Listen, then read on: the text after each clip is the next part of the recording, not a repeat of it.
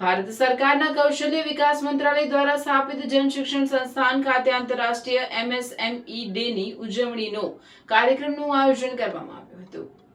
કાર્યક્રમમાં સ્વાગત પ્રવચન કરતા નિયામક ઝુનર સૈયદ JSSના સ્કિલ ટ્રેનિંગ પ્રોગ્રામ તેમજ આત્મનિર્ભર ભારતની દિશામાં સરકારની આ મહત્વપૂર્ણ સ્કિલ ટ્રેનિંગ વિશે માહિતી પૂરી પાડી હતી।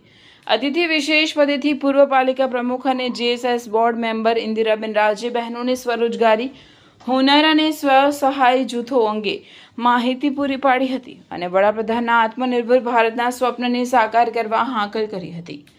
MS યુનિવર્સિટી વડોદરાથી પધારેલ પ્રોફેસર પૂજા પટેલ કે જેઓ ભરૂચની સૂચની ઉપર રિસર્ચ કરી રહ્યા છે, તેઓએ બહેનોને આગળ વધવા અને આત્મનિર્ભર બનવા પ્રોત્સાહિત કર્યા હતા।